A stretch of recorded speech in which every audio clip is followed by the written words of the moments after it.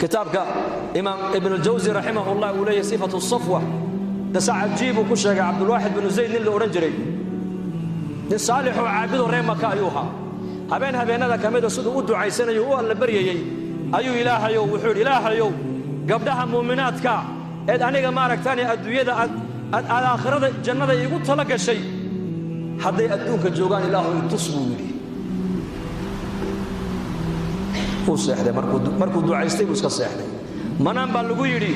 قبل ميمونة السوداء الليلة عراق كنول مقالة كوفة كنول ميغا كوفة كنول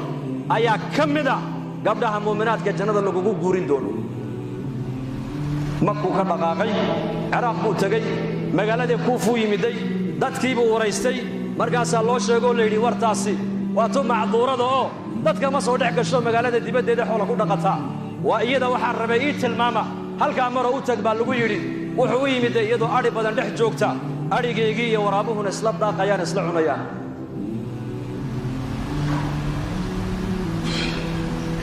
markaasay jubbad suufa ayay markaa u wata salaad baytukata 800 maanu malan kitaabka inaan ka arko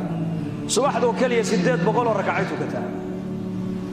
faytukata way ka baxda way tukata way xirata way tukata markaa bay dareentay qof bini aadan inuu meesha soo dhawaado ariga soo dhax galay salaadii bay khafiifisay kulka salaadii ka baxday ayay ku tiri ibn ziyad ibn zayd bay ku tiri ballankeenu halkan ma hayno aakhire iska socod bay ku tiri wallahi yaabay magaciisina way sheegtay muraadku socdana way sheegtay arigeegina uu eegaayo waraabihiba iska dhex socdo oo la cabayo oo la daaqayo oo dhex jooga wuxuu ina zaydina nahay oo arinka u socda ayaa ku sheegay waxay tiri xadiiskii nabiga maadin lowday inna al-arwah junudun mujannada fama ta'arafa minha i'talafa wama tanakara minha ikhtalafa xadiiskii nabi maxamed uu yiri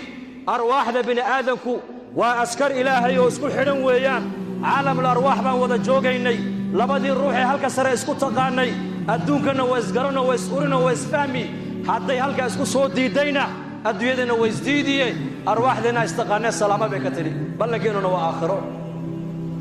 su'aal kale ma ku weydiiyay weydii bay ku tiri su'aal hadalkana soo gaabi arigaagan waraabuhu ka cuni maaya maxaad ku akhriday buri bal ii sheeg waxay tiri hal yaabin anigu ilaaha khaaliqa rabbigay xiriirkii naga dhaxeeyay baan adkaystoon hagaajistay